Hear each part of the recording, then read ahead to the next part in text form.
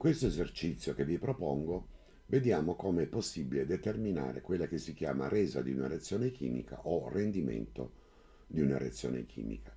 Che cosa significa rendimento di una reazione chimica? Significa che la quantità dei prodotti che noi in teoria dovremmo aspettarci in realtà non si forma e quindi non tutto il 100% della reazione mi darà origine al prodotto che noi quindi ci aspettiamo. E per quali motivi a volte non abbiamo un rendimento del 100%? Per due ordini fondamentali. Il primo è che non è detto che tutto il reagente in difetto reagisca completamente, cioè non ci dobbiamo comunque contraddire con quello che abbiamo detto, nel senso che noi abbiamo sempre supposto che tutti i reagenti si consumino per dare tutti dei prodotti.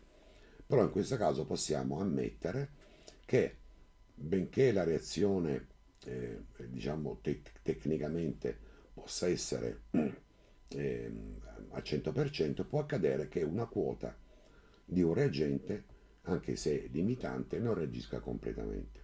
Oppure può accadere che il prodotto di reazione non possa essere isolato al 100%, anche se si è formato completamente. Vediamo come un esercizio applicativo molto semplice e molto rapido. La reazione ci dice che l'acido fluoridrico, HF, viene prodotto a partire dalla reazione tra fluoruro di calcio e acido solforico. Le quantità sono 6 kg di fluoruro di calcio e otteniamo 2,86 kg di acido fluoridrico. Vogliamo conoscere la resa della reazione. Quindi è importante andare a definire quindi correttamente il bilanciamento di una reazione. Ora vediamo come procediamo rapidamente. Quindi la prima cosa che dobbiamo fare è calcolarci il numero di moli del fluoruro di calcio. Quindi il numero di moli del CaF2 è uguale alla massa in grammi, 6.000 grammi, non lo esprimiamo in chili perché il peso molare viene spesso in grammi mole, quindi fratto 78,08 grammi su mole, andando a semplificare grammi su grammi otterremo 76,84 moli. Io i calcoli già li ho eseguiti.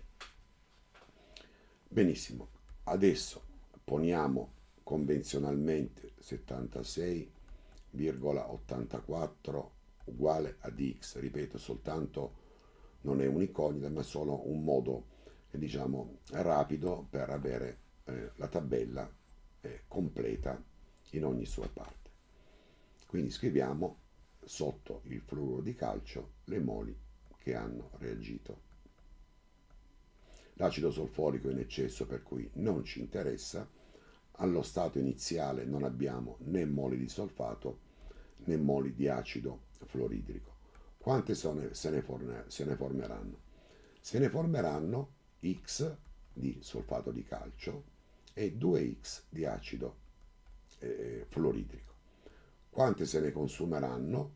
Quindi si consumeranno X di fluoruro di calcio, non ci interessa, l'acido solforico, all'ipotetico equilibrio sono tutte consumate, quindi x meno x uguale a 0, cioè non rimane più il reagente limitante. L'acido solforico, l'esercizio non ci chiede nulla, per cui lo possiamo ammettere, mettiamo comunque la x e il 2x, perché potrebbero essere anche oggetto, queste due sostanze, di ulteriori calcoli stechiometrici. Quanto sarà pari 2x? Sarà pari quindi il numero di moli di HF sarà pari a 2x, che è uguale a 2 per 76,84 moli, e quindi sarà uguale a 153,68 moli. Quindi si formeranno teoricamente questo, quindi moli teoriche di acido fluoridrico. A questo punto, in maniera estremamente semplice, cosa faremo? Andremo a calcolarci la massa teorica. Quindi la massa teorica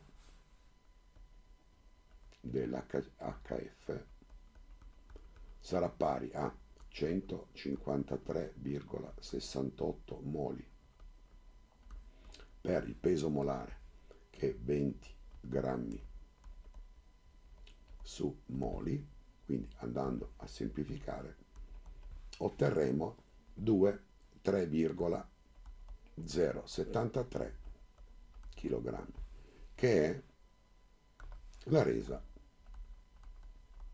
o rendimento teorico.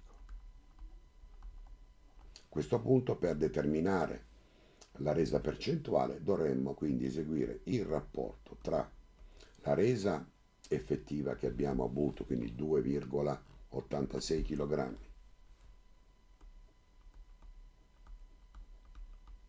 quindi resa effettiva, cioè quanto in realtà se n'è formato, fratto la resa teorica, che sono 3,73 kg. Quindi il rapporto mi dà che la resa è del 93%, per cui non abbiamo avuto la formazione di 3 kg, ma di 2,86 kg, che rappresentano una resa del 93%. Spero che questo esercizio vi sia piaciuto. Iscrivetevi al mio canale o schiacciate un like.